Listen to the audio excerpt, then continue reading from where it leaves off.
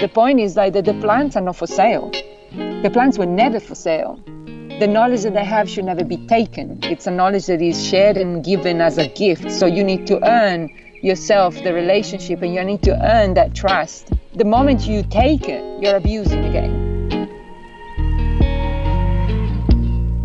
You're listening to the Feed Your Wild podcast, a conscious lifestyle show about all things nourishing for your body, mind, and soul. I'm Vanessa Rodriguez, and join me for candid conversations with changemakers, exploring health and wellness, food as medicine, intuition and spirituality, and nature-based practices that will transform your health and feed all parts of your wild self. Hey, welcome back to Feed Your Wild. I am so thrilled today to introduce you to Monica Gagliano, the author of Thus Spoke the Plant, a beautiful phytobiography, this collection of stories written in partnership with the plants that she works with. Monica is a plant research scientist, and she reveals this dynamic role that plants play in genuine firsthand accounts from her own research into plant communication and cognition. By transcending the view of plants as just the objects of scientific materialism, Monica really encourages us to rethink plants as beings with subjectivity and consciousness and volition, and therefore having the capacity for their own perspectives and voices. This is a very hot button topic in the scientific world as it relates to the study of plants. A lot of resistance with regards to acknowledging that there's any consciousness in plants and in nature in general. So I thought this was such an incredible opportunity to speak with one of the forefront researchers in this area. Monica's research really aims at expanding our perception of plants, animals, and more generally, nature. And in the process of really learning how to do this, Monica has pioneered the brand new research field of plant bioacoustics and extended the concept of cognition to plants, really reigniting this discussion, this discourse on plant subjectivity, sentience, and ethical standing. When I read Monica's book, Thus Spoke the Plant, it was so deeply touching to me. I myself, as an advocate of bridging science with spirituality, it's one of my missions here with Feed Your Wild, is that there is no separation. And so Monica's work is such a beautiful real life example of this within the science and study of plants, really bridging the science and spirituality through story in her book. It was touching, it was insightful, and it really took me on the journey that she took in all its ups and downs. And you really grow a connection with these dear plants that are her teachers and guides, and that she has partnered with to bring these stories to the masses. In this interview, we talk about how an ethical crisis was really the seed that changed the course of Monica's career and led her to working with plants and writing this book. She talks about plant blindness and how we experience that as a collective in this society. And because of that, and because of the resistance that she had within academia and the scientific realms, she shares how resistant and scared she was to change and to really step into this role as advocate and voice of the plants. But one of the things that we touch on in this interview is the importance of trust in all of this. And Monica really goes deep into her journey and lessons around trust. Monica shares how she communicates with plants and hears their messages. We talk about the concept of personhood, what that really means in regards to plants, and also the legality within the natural world, looking at how plants and nature really are agents and have their own interests. And so what does that mean when we're looking at legalities around the rights of plants and nature? We go into an exploration of that. Monica talks about the real plant revolution and its many implications. So lots of hot button topics that we touch on in this conversation, including GMOs, cannabis, and the appropriation of some potent medicinal plants that are happening on a larger scale. Lots to dig our teeth into in this conversation. I'm really excited for you to hear it. I do want to give you a heads up that because Monica lives close to nature in a remote location in her home in Australia, the interconnection gets disrupted at certain points in our conversation. So we did our best to make the audio sound better at these points and to piece it together as well as we could. We apologize in advance for the quality of some of the points of the conversation with the audio, but I highly encourage that you move past those and you continue to listen because Monica has so many things to say. And at the end, while she does get cut off, she sent us a recording of her final message, her response to the question, what is feeding her wild, and the incredible project that she is embarking on and how we can support her. So I trust that you'll receive nuggets within this, even with some of the crappy audio portions, and let me know your thoughts. I'd love to hear from you, and Monica would love to hear from you as well. I'll include all of the links in the show notes. So with that, here we go with Monica Gagliano. Welcome back to Feed Your Wild. Today we are speaking with Monica Gagliano. Monica, PhD, is a research associate professor of evolutionary ecology. She's currently based at the University of Sydney as a research affiliate at the Sydney Environment Institute and a senior research fellow at the School of Life and Environmental Sciences, opening the doors of the brand new BI lab, Biological Intelligence Lab. Her most recent book, which we'll talk about today, is Thus Spoke the Plant.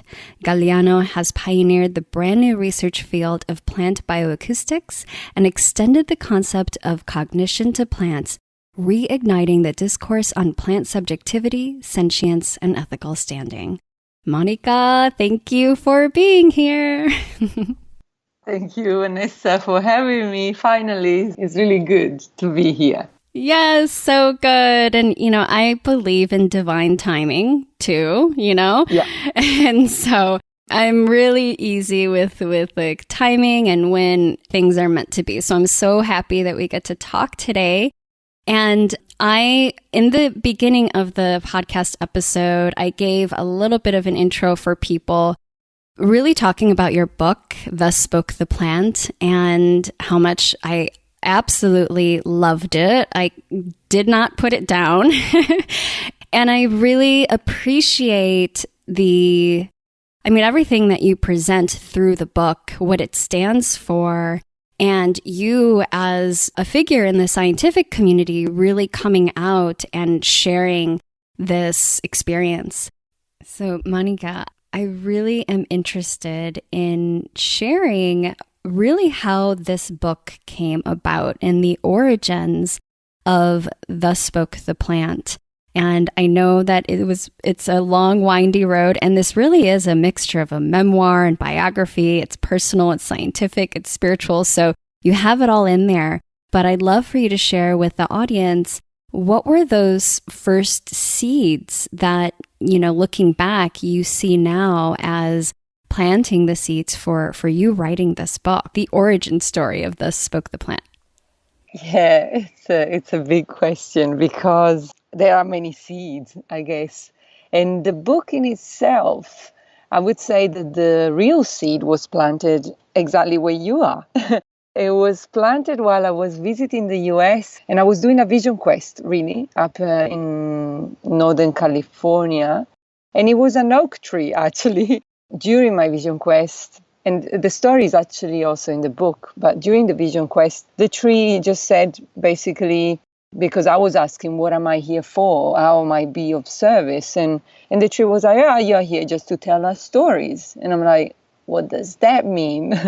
And then it's like, yeah, you just carry on, just go on and tell us stories. And of course, at the time, it was very, very much at the beginning of this journey for me. And at the time, I just thought, oh, okay, they just want me to, through my science, just show how amazing they are and tell the stories through the science, which, of course, is exactly what I engaged with. But then, if you fast forward a few years from that event, eventually, I did receive a fellowship, and I did a lot of the work that now it's published and available. But when my fellowship finished, it became very clear very quickly and very scarily that there was no job for me, and I remained jobless, and my unemployment lasted for 3 years, and of course, again, this is one of those kind of events in one's life that can take you into a road of, I guess, depression and all sorts of strange kind of behaviors. And of course, like everyone else, because I'm humans like everyone else, when I had to face that at the very beginning, the first reaction was like, excellent, finally, I'm free and I'm, and then the real reality hits. It's like, well, if I can't afford to even pay my rent, what kind of freedom is this? And so then, of course, I had a few weeks of kind of feeling sorry for myself and feeling like I failed. After all of this, I did all the work and blah, blah, blah. But it was a risky road. I should have known that, science would, like the academic system, will never let you do this. And now you're going to pay the consequences of that choice. But again, the plants, as always, come to the rescue. We're very simple, but because of the simplicity of their messages, and simple doesn't mean not deep and profound, actually quite the opposite. What I've learned is that a lot of the most important things that I need to know are simple and therefore profound. So the wisdom of the plants came back through my garden. So I was feeling sorry for myself, sitting in my garden, and the plants were like, come on, get going. And I'm like, get going to do what? I don't even know what I'm supposed to be doing, And it was like, but of course, you're supposed to tell us stories. As I did that, and look where it took me. And they were like, no. You're supposed to tell the whole story, not just the science, which is the facade, but the entire story. And what they were asking me to do was exactly what ended up being the book of like, come on, you need to tell the story of how you have engaged with us at the personal level, how we are having these conversations, how we have been collaborating to create the science that the world is seeing now. So it became very clear that, the book needed to be written or co-authored. And not only that, they made it very clear that until that job was done, there was not going to be another job for me because I basically already had a job. And to trust that this was the right path, that I just needed to follow it. And so I started, engaging with the idea of the book. And as I did that, of course, because, the reality is like, how do you survive in this world for 3 years with no income? And the reality was that the little savings that I had, which was really not quite enough for not even surviving for a year, but the little savings that I had, combined with a lot of people helping me and coming forward and say, hey, you can stay at my place for free. You're writing a book. You need support.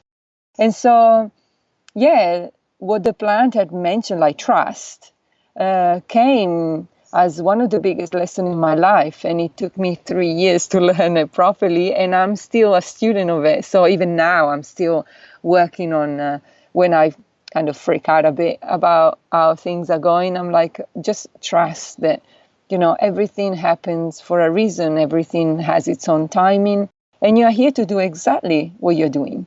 So I guess that was the seed an oak tree in the northern part of California, and then eventually a breakdown that is a breakthrough. Monica, there is so much here I want to dig into. First of all, I got that loud and clear too, reading your book, just about the trust, the amount of trust that it really takes in yourself, in the journey, in the plants, in the messages you're receiving. So thank you so much for speaking to that and, that breaking down piece, because I think a lot of people listening can really relate to that. And there's always that element of that dark, those dark places, dark night of the souls where, we know on the other side there's something beautiful and brilliant. But I really appreciate you sharing that. And I'm curious, as you're speaking about the plants and saying, that how they told you and the messages that you're receiving from them, how are you receiving those messages? What does that actually look like when you say, the plants are telling me to do this? Yeah, well, again, there's a lot in that. Mm-hmm. Well, two things. First of all, I just wanted to quickly speak to that trust, because it's such a big thing. It's maybe the most important thing. Often, especially in our world, even within the kind of spiritual or new age or whatever, inspirational area of society, we, even in those contexts, we are often given this image that those characters, those people who are speaking, they got it, they got it, and now all is good. And it's nice and clean and polished, and there is this veneer of perfection, which is really, to me, I mean, if they really did get it, if it's really that good, amazing, awesome work. But the reality, I suspect, at least for my experience, is that life is not, it doesn't wear polish and veneer. Life is messy, dirty, that's how life likes it, because it breaks down, it creates by breaking things down and recycling and reusing and reassembling. So I guess I wanted to say that the trust is not about learning to find a way to this perfect, polished self, but it's actually find a way to embrace the breaking down as the most beautiful breaking down, because it allows for the new emergence of you over and over and over again. So I keep breaking down and re-emerging, rather than like, and now I'm so perfect and polished. I don't think that's the point of life. And I think that when I get to that, maybe I should be really questioning whether I'm missing something. So that's one thing. And the other thing is, of course, the voice. Well, the conversation with the plants has refined itself over time, which again suggests to me that, again, from my experience, is about creating a relationship. And like with any person that you, like human person, that you would build a relationship, maybe the first time you are having, a very superficial chat and it's via someone else. Or, there are particular circumstances like, say, a party, which is a conducive space. Maybe you're more open. And then as you get to know that person, usually, you invite them, maybe you have a coffee, which is a one-on-one, and it's a bit more of an intimate space. And then sometimes you have them for dinner, which is even more of an intimate space. And then maybe they become your best friend, and they see you in the worst time of your life, when you're like, I don't know, spewing in the toilet, or, in hospital, or, those kind of moments where you're like, well, I'm glad I know you, because it wouldn't be pretty if everyone was to see me in this moment, but I trust you. I know that, I can trust in the love that you have for me and that I have for you. And I know that the respect of our relationship is based on this trust. There is no difference with the plants or anything else, with life in general, I guess, as well, at least for me. And I just find that the relationship with the plants built exactly like any other relationship. So at the beginning, I didn't know I needed it, but the relationship or the messages were coming through certain kind of rituals and practices. So, I just learned how to use the drumming to enter into a trance. And so that was the way in which I could then connect and literally ask questions. And then I started paying attention. I've always had interest in dreams, but then I started paying more attention to them. And again, they became a vehicle and a practice, again, of how to connect.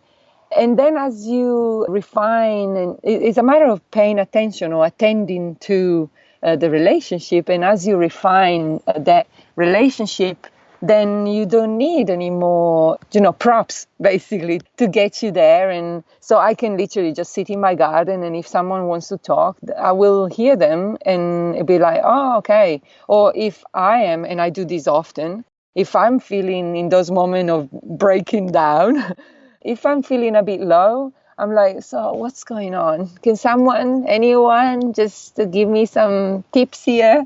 And often, as I said at the beginning, it's a very simple message. It's like one step at a time, or, just be here, or very short and simple messages. But it's not so much, again, the content itself, but is something else that is beyond the words that is being communicated. And for me, it feels like, again, this trust, but this feeling of being held all the time. Although the message can come through as, either you are in a trance, or you are dreaming, or you are listening. And the listening is not that I hear voices in this, like our voice right now. It's more like a message that pops up in my head. It's almost like, when you look at your phone and there is like ding, ding, and there is a message from someone. It's kind of like that. It's like, that it's not your message, it's someone else is sending it to you, and you're just having to read it. So the same, I'm just having to listen to it. And often, it's the quality, I think that's what I'm trying to say, of the sharing, rather than what is the content of it. What is it really being shared in terms of the words and the message? And I know that is the quality, because often, actually every time that when these happen, I go from a state of like, I was kind of feeling sorry for myself, or a bit confused, or a bit lost, to, actually it's okay, I can do this. And some other times it's even better. Some other times it's like, what was I doing? What was I lying to myself about, that I'm lost and I'm feeling sorry for myself? That's not true. That's not true at all. And it's never true. It's just that sometimes I believe that it is. It's a relationship building process, and is attending to and opening to the other, which in this case is a plant. But we do this naturally with other people, like whether they're human people or anyone that has a pet, a dog, a cat.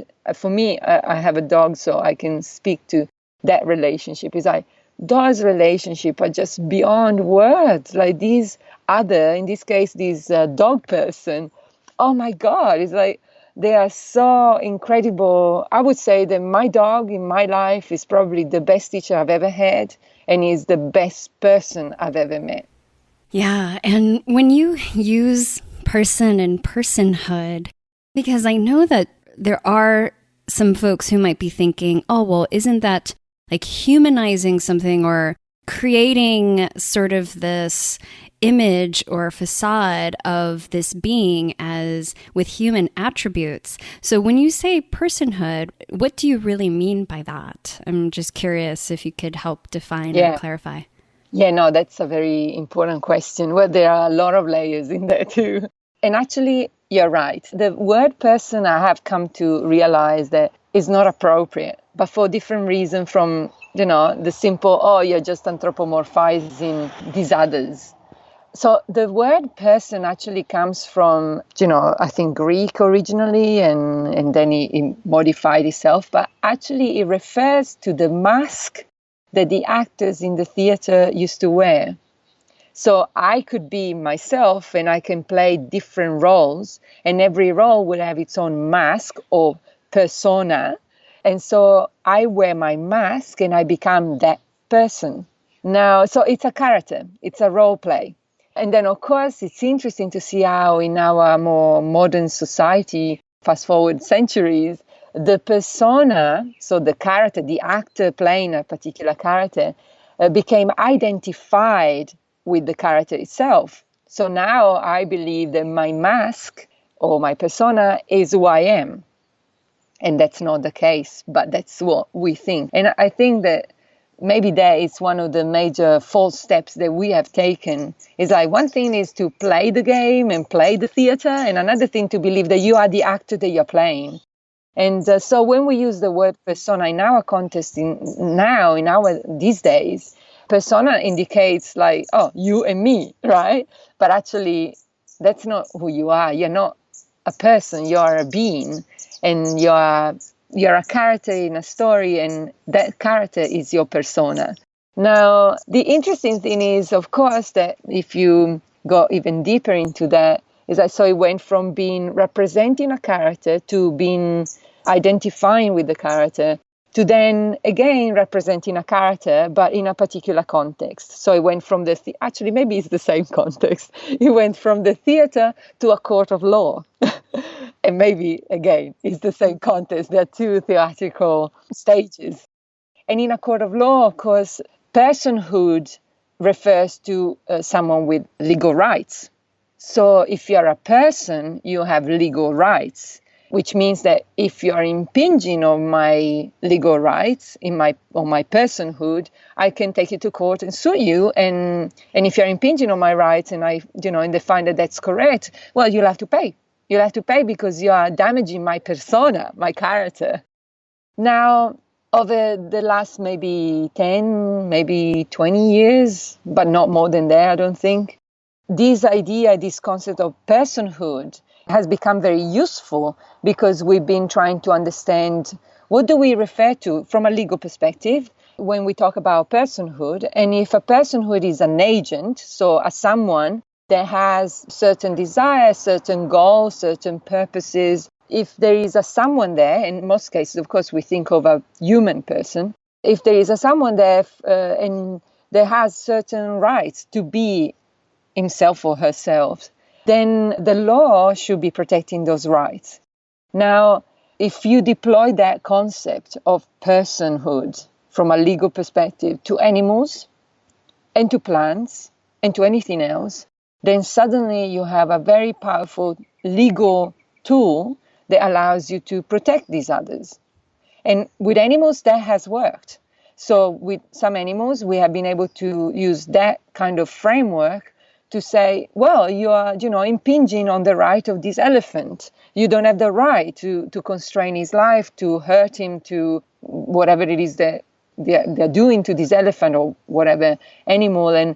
And so then in the context of law, we can actually do something about it and also stop, the stressful situation or the abusive situation or whatever. And this concept then is being stretched onto plants and others. And because the science is now showing that these others, plants, for example, I talk about them because it's directly relevant to my work as the scientist. Plants also have their own interest. And we know that because we know now that they learn, they remember, they communicate, they protect themselves, they defend themselves, they share themselves. So they do exactly all the things that we, when we talk about the human person, would want to protect.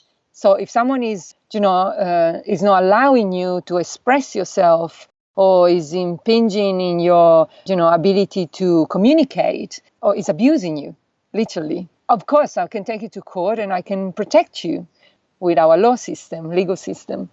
When you show the plants are agent in that context too, and so you also have no right for abuse. You also have no right to, no, you can't communicate. No, I'm going to restrict you and force you. All of those behaviors, then they can be addressed legally. And so person becomes a very powerful word to use. And of course, personhood now has been even stretched to not just what we consider animal, plants, and little individual organisms, but to ecosystems.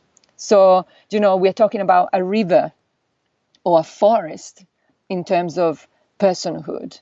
So the river is a person. But of course, the river is the water, the rocks, the forest that holds the banks, the people, the leaves, clothes. The entire ecosystem is the river. And so when we say we're giving the legal rights to the river as a person, we are giving, that's what we're saying, you have the legal protection, and the protection extends to all of these beings. So person is a very important word and interesting word, as I said at the very beginning of this long rant of mine. But I have come to realize that that's right. It's not actually a useful word, I don't think, because it still implicitly brings the conversation to our context. And of course, we're talking about ourselves most of the time. So we have a tendency to bring everything in relation to ourselves and in reference to ourselves. And now I find that, the ideal would be to transcend the idea that we need to even define others by personhood. It's almost like once we appreciate others as a part of ourselves, we don't even need to talk about whether we should protect them or not, whether they have legal rights or whether they have moral or ethical standing. We would know. We would just know that. And so morality or ethics or law are just really required for those that don't know. And for a self-congratulatory term that we have given, to our species as sapiens, so the wise one, well, maybe it's wishful thinking, like maybe that's where we are going to, but we're definitely not there yet, because the wise one would know that, all life has the right to be, and we as life don't have the right to abuse or impinge our will by force, especially onto others, no matter what the other is, in what form it comes. So it gets to the real issue of, we don't see ourselves as being an aspect of nature. We see ourselves as there is us and nature, but we are nature. So if you're protecting the human nature, naturally you would protect any other form of nature, because there is only one nature that expresses itself in many ways, but it's just the one thing. So, yeah, sorry, long rant. No, that is so potent and filled with, oh gosh, a lot of what has been going through my mind reading your book, but even just living in the times that we're living in the Anthropocene. And, what I'm hearing also in what you're saying is really how the science that you're working on, that you're doing, and that so many others are really supporting this more, I guess you could call it like an indigenous view of relationships and reciprocity and us within the ecosystem as nature. But it also is revolutionary in this time, because the implications of everything that you're saying means that, there's a lot of vested interest in not having that be the law, not having the plants and the earth and the animals have the same sort of rights as persons or as beings with consciousness that we have. And so I would love to hear your thoughts on this revolution, what you even mentioned, the real plant revolution in your book. What does that mean? And what are these implications based off of everything that we're talking about right now? Well, I guess the short would be the implication are that we're going to have a new human, which is actually the old human, the original human, but not in let's go back to the golden age when we were good. There is no such a thing. Like, again, as a scientist, I'm aware that there is an evolutionary process in progress. And so the same way as when I sit outside and I talk to my garden and feeling a bit low and feeling a bit lost, well, this is just at the more planetary scale. It's that moment when I'm sitting outside and say, so what's going on? I don't get it. And, my life is all in pieces, that kind of thing. So it's a moment, I think, where we have, we are feeling lost. We are not lost.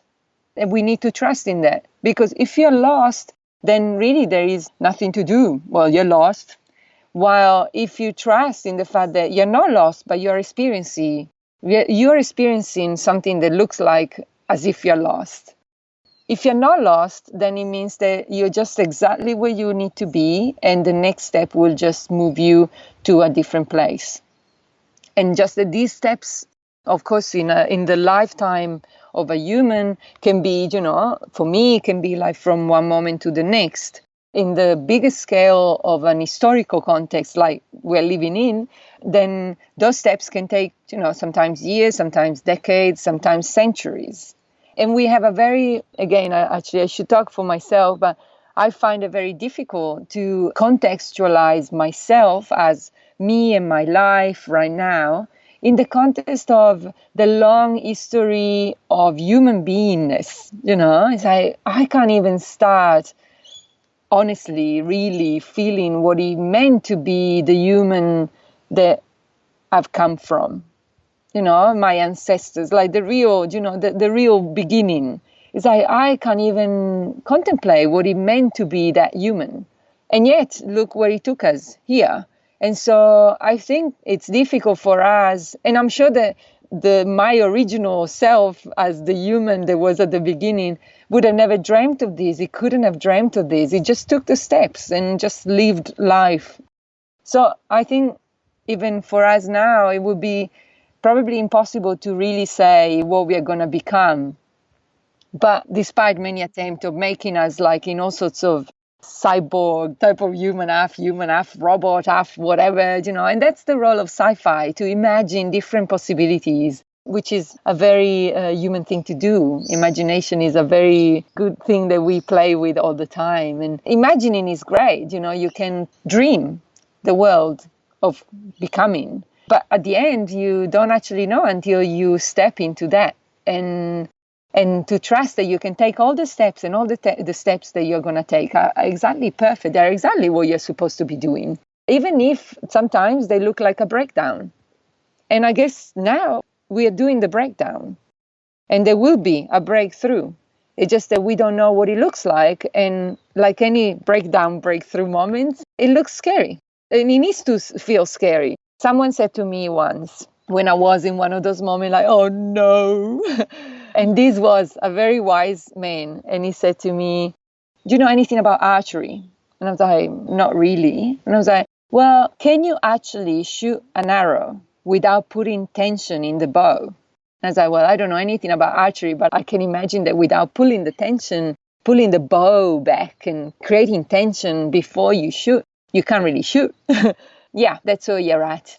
You're pulling the bow. So I feel the tension. I feel like, oh no, this is not good. And it feels so bad. And I feel so lost. It's like, that's what I'm saying. You're not lost at all. You're just pulling the bow. You're pulling it, and you're pulling it. It needs to pull right back to the perfect moment when the arrow can shoot. And then, of course, there is where the arrow is going to go.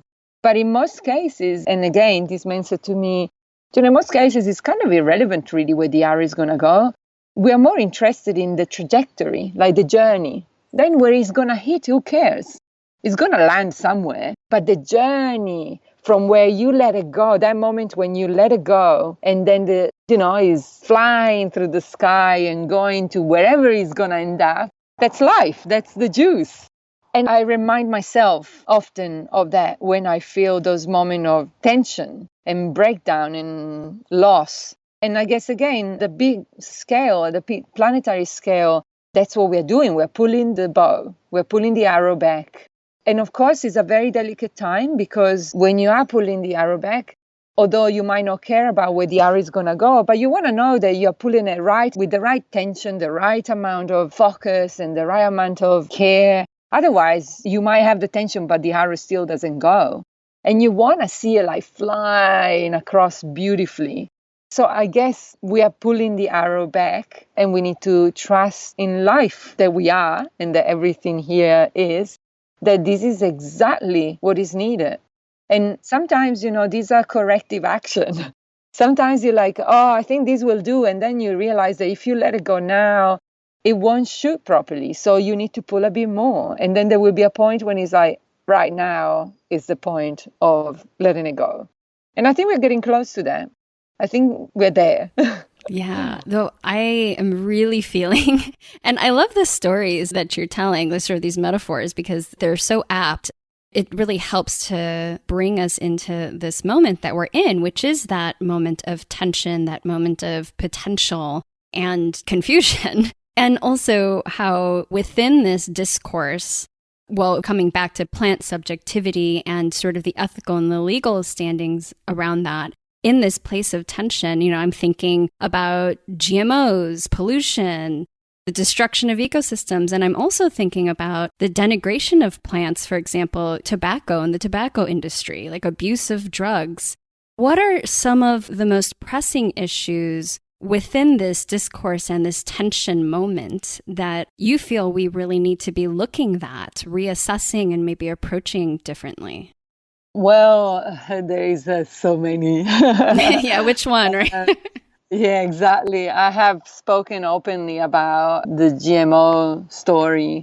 And so I guess I'll just leave that one because to me, it just settles really easily. It's like, well, GM actually is not science.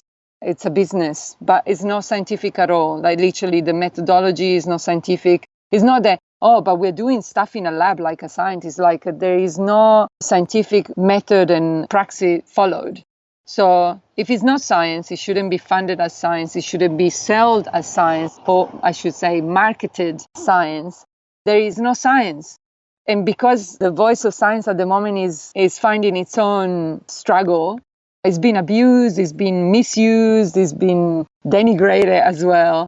So, removing the validity of what that voice can say. And I'm not saying that is the voice. I'm just saying it's one of the many voices and it's a useful one. But when you muddled up the waters, then it's hard to see the bottoms. And so I'll just leave the GM story because for me it's like, well, it's not science and I don't see why we should keep talking of it as if it is. And also, why should we fund it? It should become simply redundantly unacceptable. Not because of emotional things or ethical things, but simply because from a scientific point of view, that's not science, so let's forget it. Of course, I have my own emotional and ethical issue attached to it. But the one that maybe would be interesting to raise the attention to right now, at least is capturing my attention. And I'm watching from the distance. And I don't want to make up my mind, but I have, of course, feelings and things coming up that is like, ooh, this is an opportunity, and again, a dangerous ground if we miss this opportunity. And it's actually about the plants like cannabis, like many of the shamanic plants, the potent medicinal plants, which, at the moment, especially in the US, but it's going to happen a little bit all over the place, I suspect, and I hope so. There is a strong movement for decriminalizing, and that's great. And I'm totally in favor because I just find it ridiculous in the first place that we should be criminalizing some plants. It's like the plants are not the criminals. It's the way in which human abuse or not used respectfully that is the criminal activity. So criminalizing them doesn't really resolve the situation. And in fact, people keep abusing them anyway, just illegally. So that's one issue. But I would like to go even a little step further because, of course, there is multiple reasons why there's this push for decriminalizing the plants. And of course, one, I think, is more from wanting to free up this story and allow for these plants, which have amazing, supportive, healing properties, to actually be available. So that's the good side of the story. And I really totally support that and appreciate that. But of course, as always, unless you change your mind, you're going to repeat the same that you've done before. And I know this from my own experience. Let's take marijuana, for example, cannabis. If you make, for example, a plant like cannabis, only available from a medicinal perspective, only available if you are a company of such and such, if you are a corporation, I should say, of such kind, and you follow certain rules and you pay certain dues. And this is not the point. The point is that the plants are not for sale. The plants were never for sale. The knowledge that they have should never be taken. It's a knowledge that is shared and given as a gift. So you need to earn yourself the relationship and you need to earn that trust. And the moment you take it, you're abusing again. The moment you sell it, you're definitely abusing again. because it wasn't for you to sell. What are you selling? Would you sell your friends? You wouldn't. This entire movement of making this industrial scale marijuana production, it's very scary because basically is another case, to me, it feels like another case of appropriation because it's only accessible through certain channels.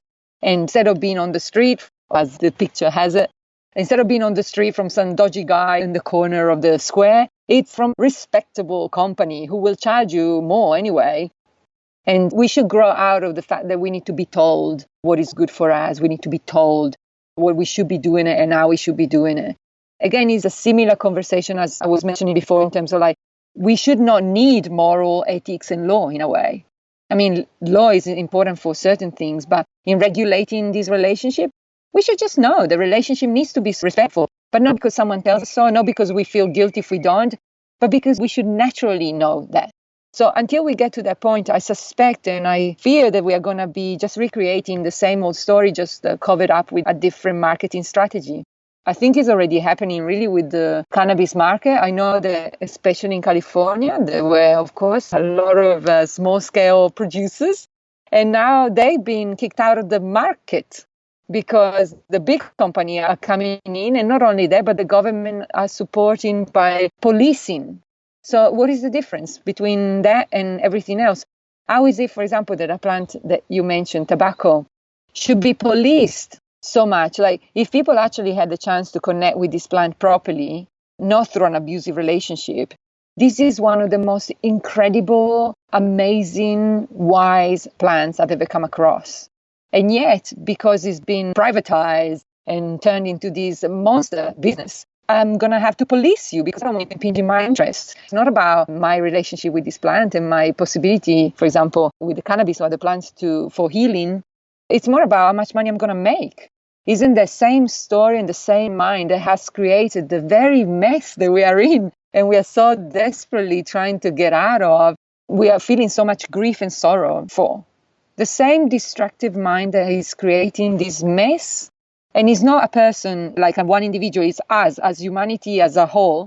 The same mind, the same collective mind that is insisting in creating this scenario is repeating itself. And unless we change that, we're not going to resolve the story. But that's the thing. That's exactly the point of pulling the arrow back.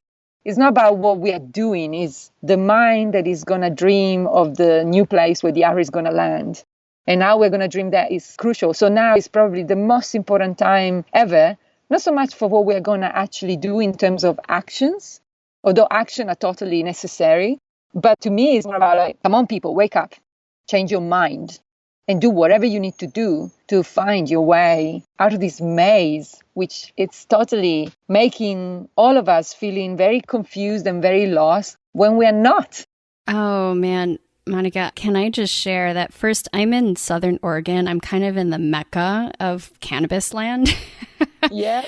I've had so many of these thoughts and, the voice of cannabis, like what is the voice of cannabis? Like what is cannabis really saying? What does cannabis want? But as soon as hemp got that federal thumbs up, it was like, hemp farms everywhere. And so There's also not just the big ag and big pharma that are playing into this, but also everybody who sees this as an opportunity and then will take a plot of land that maybe was like hundreds of years of beautiful pasture, rip it up, and then put like monocropping with hemp plants.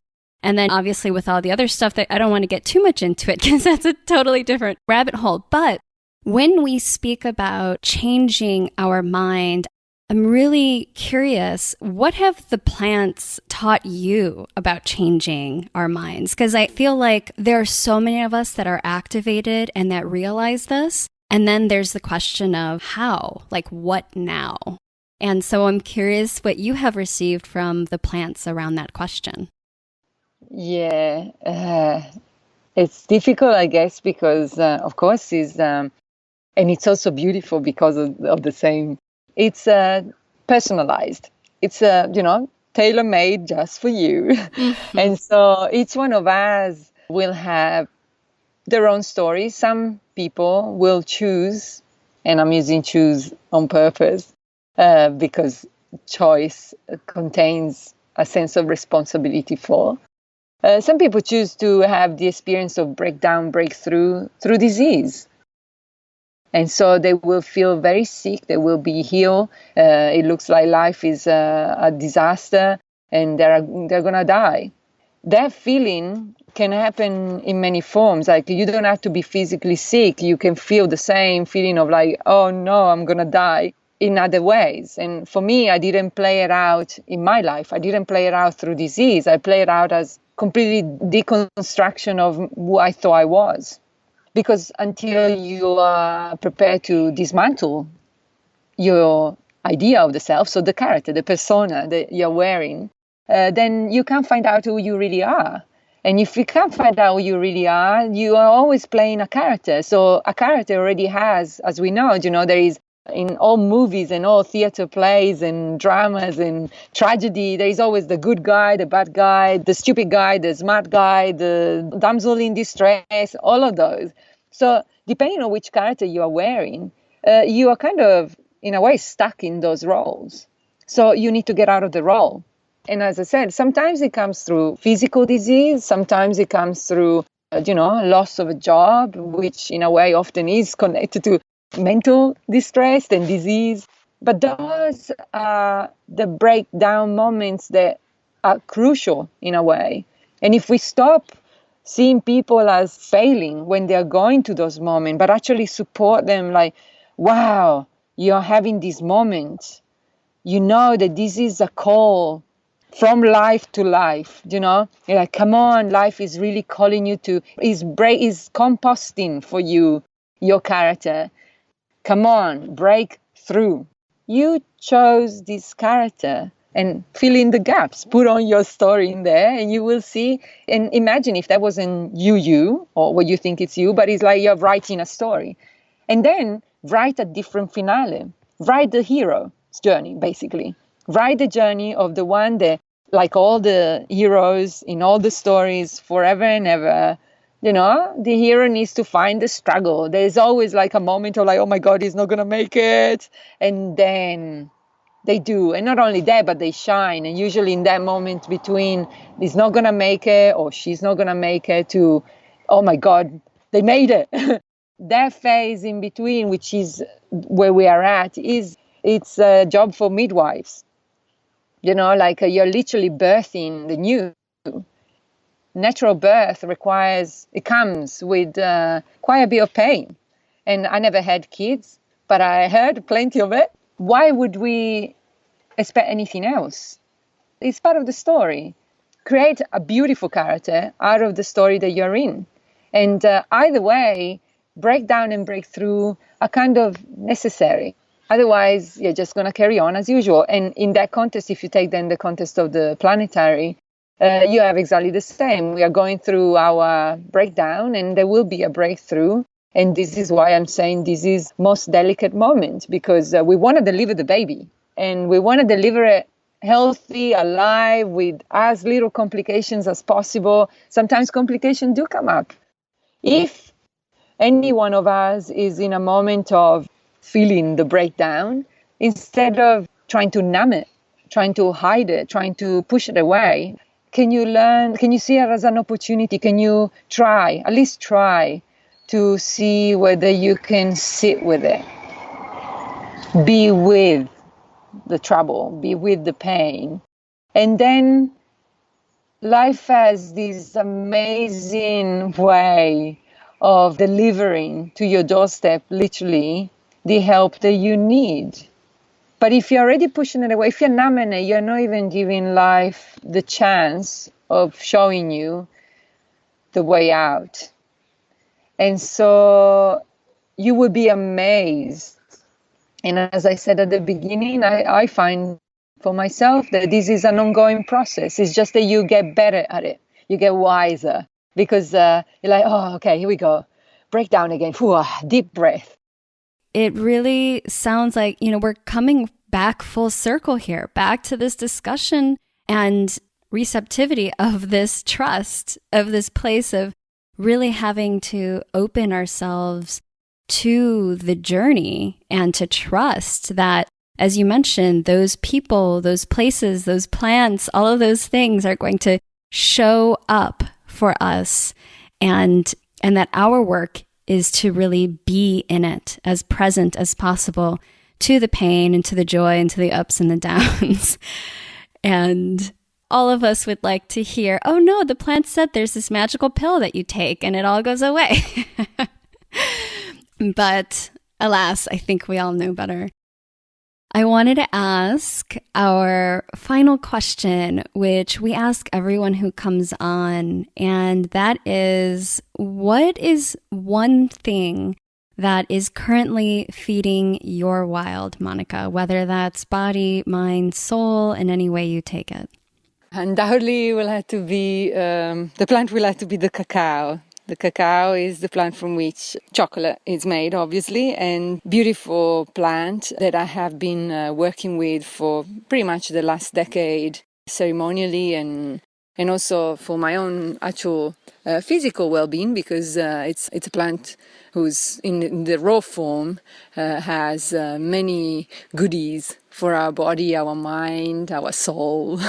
But the cacao is being present very much throughout, the last 10 years, but especially in the last couple of years, and especially in the last few months. It has been, it guided me last year to Mexico, and I ended up doing a quite extended retreat into darkness. And within that space, I was given a beautiful vision of what to do next. And I say beautiful because I saw the entire project unfolding, and I know how I saw it to the end of it. So I know that it's going to work, and now it's just a matter of implementing, which makes it really kind of easy for me. And the project is very simple. It's the only thing that, in my eyes, really matter right now, to regenerate the planet. So the project is at the planetary scale and is, of course, about regeneration. It involves plants, clearly, but also the rivers and the ocean. And in a way, it pulls together back into one all of my skills, being a marine scientist by training and having worked in rivers before, and, having worked with plants more recently, and now working with all of it. And the common thread is going to be sound, because, as environmental scientists in general, we tend to understand the world based on what we see. So, for example, when I used to work on coral reefs, I would be counting how many fish or counting how many corals. When you work in a forest, you would count how many trees, and then you will see how big they are or how healthy they are. And that's how you decide, or you have an idea of how well that environment is doing. But actually, that might not always give you the correct picture. And while sound is a more kind of holistic, fuller, more all-encompassing, provide a more encompassing understanding of what is happening in that environment. Because, of course, it captures the sounds of animals, plants, all life, but also including all of the natural sound of like rain, wind, water on the ground. And as Bernie Krause, who is really the father of soundscape ecology, these sounds, all of these sounds, are the signature voices of nature. And they're the one that tell the story of that place. And they do it in a matter of seconds. Sound is such an immediate sensory cue, and it just reveals so much more by encompassing and integrating so many perspectives, so many dimensions, so many layers of that place, and something that our eyes would never be able to capture because literally they are limited to a particular frame. So I'm very excited because, through sound, the plan is to support and maximize the amazing efforts that are happening everywhere already in terms of, regenerating. I know, for example, that a lot of the reforestation, I've been speaking with friends and colleagues in various parts of the world, and the reforestation efforts, for example, are not, if you get a 50-70% success rate, that's pretty good. But I guess we are kind of running out of time, so that is maybe not quite good enough. And so the idea of this project is not to replace anything that is already happening, but it's actually to go and support all of the local efforts that are already in place, which are already doing amazing, and make them do even better. So that, in 10 years' time, we have restored this entire place, and very selfishly, I can retire. I've done my job. So the idea is to work very much grassroots, very much with the local people who have the knowledge of the place, which varies so much from place to place, and there is no way that no one single person would ever know what to do in all of the places. So we don't need to. It's a totally decentralized approach, and the foundation is indigenous knowledge, which we mentioned earlier on in the conversation. So working with all of these layers and using sound to support this. Because of the scale, I guess, and I don't think that it makes any sense, at least to me, to do it in any smaller scale than that. Either is the planet or it doesn't really resolve any problem. So because of the scale, we do need some serious support. And I do know that there are plenty of people which have been blessed with a lot of financial, even resources. And so this is a call, like, come on, we need your help. So contact me and let's get this done. We are ready to go. I have a beautiful team. And, well, there is an entire team at the planetary level ready to go. All of the people that are already doing this. And let's support humanity so that we can have a planet that is not struggling or is not just surviving, but is thriving, as included. So, very exciting. And I know that this project is going to happen one way or another. So the question is whether, any of you wants to be part of it or not. So, thank you so much, Vanessa, for the opportunity to have a beautiful chat with you and the opportunity to share this new vision. I'm very excited. Thank you.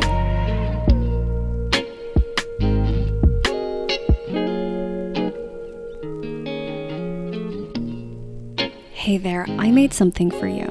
One of the biggest challenges that I hear from people is that they are feeling stuck when it comes to their health. You're a smart, capable, and creative change maker, right? And you know what you should be doing for your health. So what gives? Well, it's not about willpower. And I wanted to create something that would help you to unlearn the things that are keeping you stuck so that you can get out of your own way and master the mindset of health.